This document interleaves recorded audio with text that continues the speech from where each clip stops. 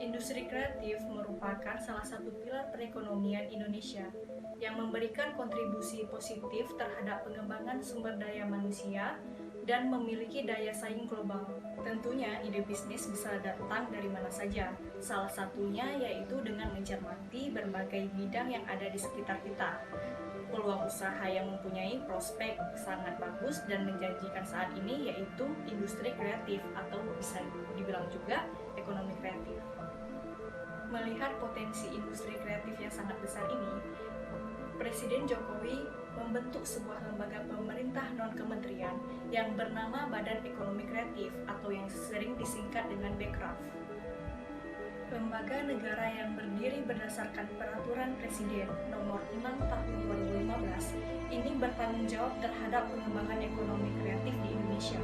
Bekraf atau Badan Ekonomi Kreatif menetapkan 16 subsektor yang menjadi titik fokus perhatian untuk digarap dan dikembangkan lebih lanjut di ekonomi kreatif dan e-commerce.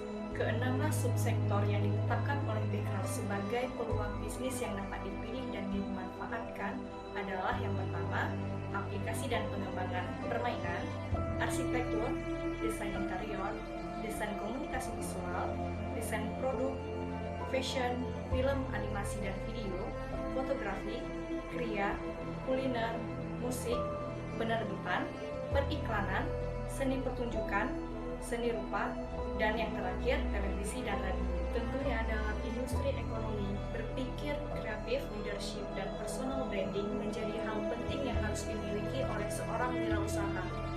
Ekonomi kreatif seperti kuliner, fashion, kerajinan, dan media memberikan kontribusi besar pada produk domestik bruto Indonesia. Membahas tentang e-commerce membuat para pelaku industri kreatif tidak harus mengeluarkan modal terlalu besar. Karena yang diperlukan hanya kreativitas dan semangat serta tentu saja jaringan internet yang andal.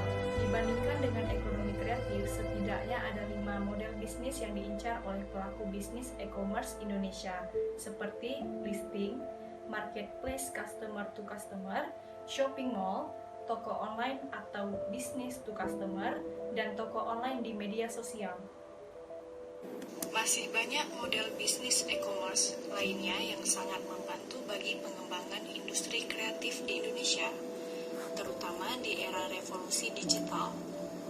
Bukan hanya membuka peluang pasar yang lebih besar bagi pelaku bisnis kreatif, namun juga membangun pola interaksi yang lebih mendalam dengan konsumen, sehingga dari hubungan tersebut akan memunculkan usulan ide-ide baru yang inovatif juga lebih kreatif.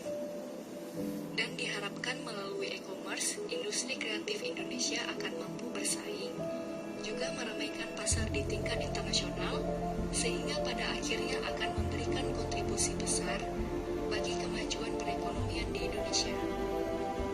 Saya Anggi Ferian dari kelompok KKN 221 tematik COVID-19 Usia. Saya mengharapkan dari video ini, ekonomi kreatif dan e-commerce di Indonesia dapat berkembang dan wirausaha dapat melihat peluang di era digital zaman sekarang, sehingga dapat bersaing di tingkat nasional maupun internasional.